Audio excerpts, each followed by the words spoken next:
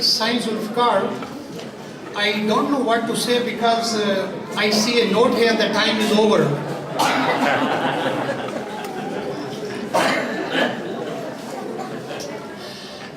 My dear friends, I was given the topic to talk about Shah Latif, but I was given a choice at the same time, and the choice was whether I would choose to speak in Urdu language or English language, and I chose Urdu today. And the reason for my choice of Urdu language was because Urdu speaking people and people outside of the Sindhi are not very much familiar with the works of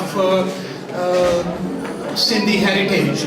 So I would speak in Urdu language, and you please bear it with me. I need your attention and real attention. Hello friends, can I have your attention please? Could I have your attention? It reminds me, there was in old times, in Diwan-e-Shams Tabriz, there is a line, without your ear, the soul has no tongue. So I need your attention here. And at the same time, allow me to start with the Urdu language now. मेरी आज की गुफ्तगू का मौजू है शाह लतीफ़ सिंधी तसव्वुफ़ की ज़ुबान. लेकिन आज की गुफ्तगू शुरू करने से पहले मैं एक बातें तहदीस नेमत के तौर पर ज़रूर करना चाहता हूँ, और वो ये कि सिंधी अदबी संगत के हवाले से हमें आज ये महफिल बर्पा करने का और मुझे ये गुफ्तगू करने का मौका मिला है, और मैं इसके लिए सिंधी अदबी संगत का बहुत शुक्रगुज़ार हूँ.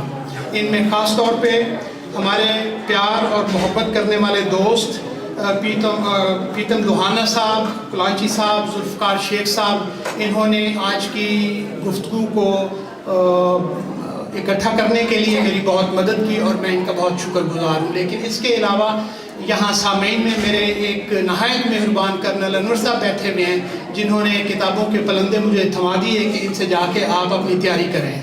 और जब मैंने कुछ थोड़ा सा लिख लिया तो हमेशा की तरह वो नुज़रत मुझे कड़ी तनकीद का निशाना बनाती हैं, और उन्होंने बनाया भी, लेकिन जो उन्होंने कहा वो बिल्कुल दुरुस्त था, और उसके मुताबिक जब भी वो उनकी बात सुनी मैंने चीज़ें वो ज़्यादा सीधी होकर सामने आई. तो मैं ये समझता हूँ कि मादरी बोली और सिंधी ज़ुबान पर बात करने के लिए मेरे पास शाह लतीफ़ और उनके तसव्वुफ़ से ज़्यादा कोई और बेहतर मौजू नहीं हो सकता था.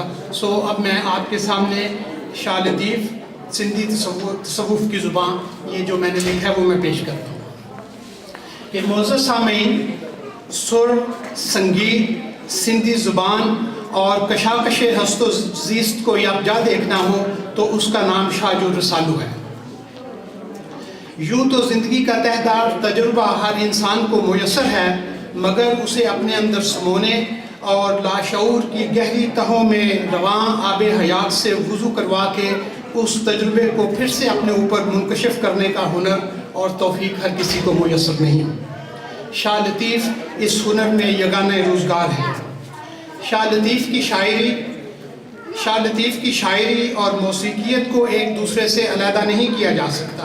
पेशतर इससे कि मैं कुछ कहूँ, मुझे इस बात का इदराक है कि सिंधी ज़ुबान से नावाक़फ़ियत मेरी राह में बहुत बड़ी रुकावट है. इसलिए शाह के लिसानी महासल का बयान मेरे बस से बाहर की बात है. ताहम जहाँ तक मैंने पढ़ा, सोचा और समझा है, मुझे ये कहने में कोई आर नहीं कि शाह की शायरी सिंधी ज़ुबान और अदब में अपनी नज़ीरात है. सिंध की तारीख़ हज़ारों साल पुरानी तारीख़ और तहज़ीब में गुदा हुआ अवामी लबो लहजा, अवामी ज़बान और मुहावरा जो शाह ने इस्तेमाल किया है, उसने शाह की शायरी को हमेशगी की सनद अता कर दी है. आज अपनी कम इल्मी के बावजूद मैं कोशिश करूँगा कि शाह के कलाम की उस मानवी हकीकत पर बात करूँ जहाँ शायरी पैगम्बरी का जुज़ बन जाती है. शाह की ज़िंदगी के बारे में सभी लोग बहुत कुछ जानते हैं. आमदन उस पहलू से सरफ़ नज़र करने के बावजूद मैं ये कहना चाहता हूँ कि उनका माहौल, उस्ताद तबा, तालीम और जो तालीम उन्होंने मकतबा ज़िंदगी से हासिल की, उसमें मज़हब, रूहानियत, इंसानियत, ज़ुबान और कल्चर का नहायत बारीक बीनी से मुशाहिदा और मुजाहदा मौजूद है. انسانیت کی بات کرتے ہوئے یہ بات میں ضرور واضح کرنا چاہتا ہوں کہ شاہ لطیف نے مسلمان صوفیوں، ہندو یوگیوں، سادھوؤں اور سنتوں کی صحبت سے برابر فیض حاصل کیا، اور شاہ نے عام آدمی کی زندگی اور روزمرہ کی اونچ نیچ کا بھی اسی التزام سے مطالعہ کیا، اور اس حد تک ان سے متاثر ہوئے کہ انہی کے ہو کر رہ گئے۔ آج صدیوں بعد بھی فقیر جب ان کی وائی گاتے ہیں تو گانے والے اور سننے والے جس وجد میں ہوتے ہیں اس میں دوئی کا نشان تک باقی نہیں رہتا۔ علن فقیر اور انہی جیسے سر سنگیت کے رسیا شاہ کی وائی کے طفیل جغرافیائی حدوں سے بہت دور نکل جاتے ہیں۔ لیکن اپنی بات کی طرف واپس آتے ہوئے میں یہ کہنا چاہتا ہوں کہ ان تمام عوامل نے جہاں انہیں عوام سے قریب تر کر دیا، وہیں ان کی شاعری میں وہ معنوی لوازم بھی ان سے منظوم کروا دیے کہ ان کی شاعری نہ تو پرانی ہوتی ہے اور نہ ہی زندگی سے پہلو تہی کرتی ہوئی دکھائی دیتی ہے۔ سامعین کرام، شاعرانہ کمال کی اس پہنچ کا منبع اور مرجع وہ اصل حقیقت ہے جس کی تلاش میں دانش اکیلی کافی نہیں، یہ باب عرفان ہے۔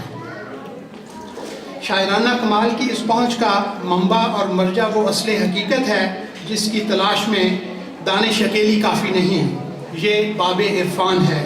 یہ عرفان کی منزل ہے جس تک رسائی کے لیے ہزار جہد چاہیے۔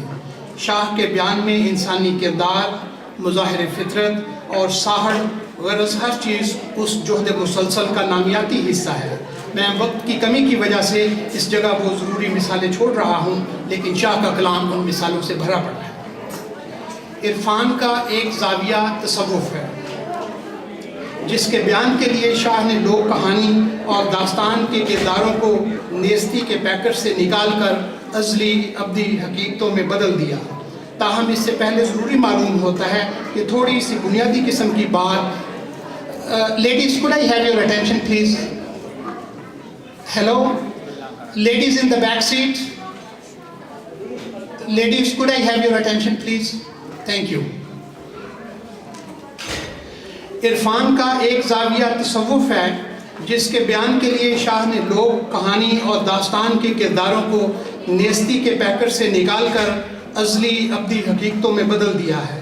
تاہم اس سے پہلے یہ ضروری معلوم ہوتا ہے کہ تھوڑی سی بنیادی قسم کی بات تصوف کے بارے میں کی جائے، کیونکہ اس کے بارے میں ہر جگہ کسی نہ کسی طرح کی کم نگاہی پائی جاتی ہے۔ تصوف کو انگریزی میں مسٹسزم کہتے ہیں، اور یہ لفظ میوسٹس سے نکلا ہے جس کا ایک مطلب ہے خاموش رہنا۔ بعد میں یہی نقطہ تبدیل ہو کر آنکھیں بند کر کے باہر کی دنیا سے گریز کرنے اور روحانی مراحل اندر ہی اندر طے کرنے سے مبسوط ہو گیا۔ پرانے زمانوں میں زندگی کا ہر رویہ مذہب سے عبارت تھا، اس لیے مسٹسزم میں مذہب کی اصطلاحات نے ایک لازمی ضرورت کی شکل لے لی۔ اس لحاظ سے مسٹسزم اسلامی، ہندو، یہودی اور مسیحی سانچوں میں بٹ کے رہ گیا۔ میں ذاتی طور پر اس تقسیم کو غیر ضروری سمجھتا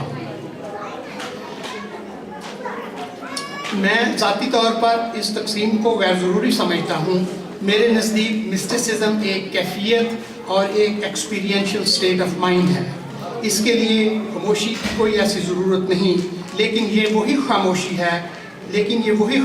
ہے جو اظہار میں کبھی منہ قلم کوٹ ان کوٹ نون میم راشد سے میں نے یہ ہے لیکن یہ وہی خاموشی ہے جو اظہار میں کبھی منہ قلم، کبھی گل تازہ اور کبھی تھرکتے پاؤں بن جاتی ہے۔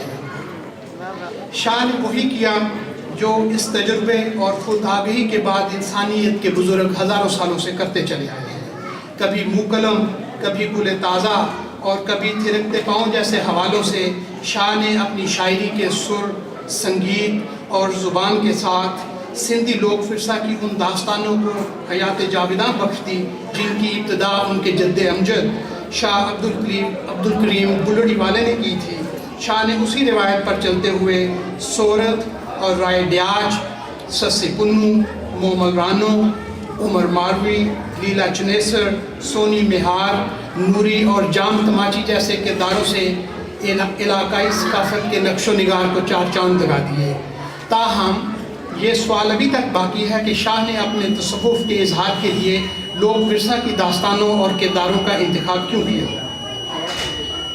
میرے خیال میں میرے خیال میں یہ انتخاب ایک راز آشکار کرتا ہے کہ شاہ لطیف کے یہاں شہود براہین میں ہیں اور اس وحدت کی جسے علماء اور صاحبین سالک وحدت الشہود کہتے ہیں۔ شاہ لطیف کے تصور کے پیرائے میں موسم، فضا، رنگینی، جانور اور انسان سبھی شامل ہیں۔ اس کے باوجود یہ بھی حقیقت ہے کہ شاہ کے تصوف کی ہیروئن عورت ہے۔ دراصل ہزاروں سال پرانی ہندوستانی تہذیب میں عورت محبت اور وارفتگی کا استعارہ ہے، جو اصل حقیقت کی تلاش میں ہزار مشکلات طے کرتی ہوئی، نیستی کا جامہ چاک کرتی ہوئی اس ہستی میں ضم ہو جاتی ہے جہاں فنا اور بقا دونوں اپنا مانوی وجود کھو دیتے ہیں۔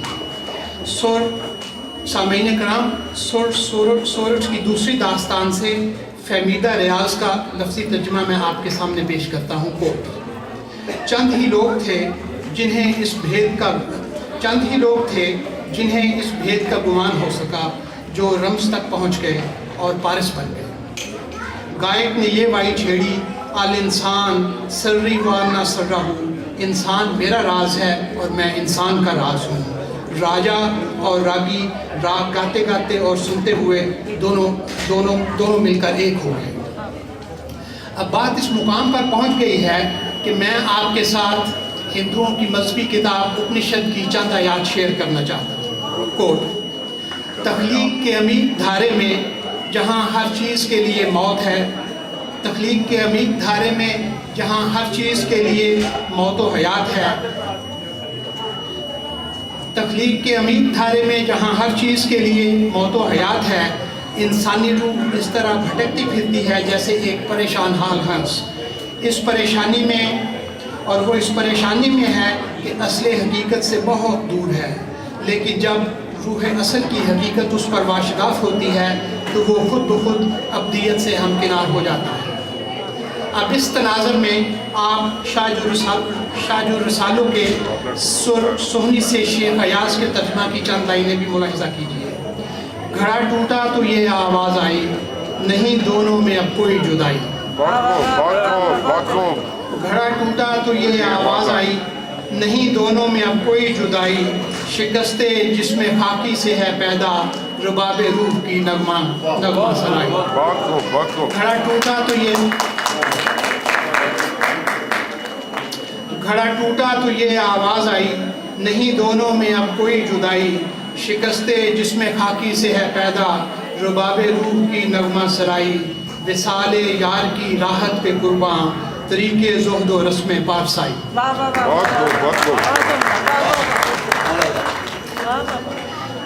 اور سامعین، میں یہ کہنا چاہتا ہوں کہ یہی الوہی نغمہ گاتے گاتے سندھی زبان اور انسانیت کو شاہ رسالو جیسا سدا بہار تحفہ دے کر شاہ لطیف کا آذر ہستی کا تراشا ہوا بت تو بہت جلد ٹوٹ گیا، لیکن ٹیسٹ آف ٹائم کی کسوٹی پر یہ راگی اپنے بیت میں، اپنی داستان میں، اپنے سر میں، اور میں کیا کہوں، وہ اپنی وائی میں زندہ، اور اس کی وائی سندھ کی ریت کے ہر ذرے میں پائندہ ہے۔ آپ کی توجہ کا بہت شکریہ۔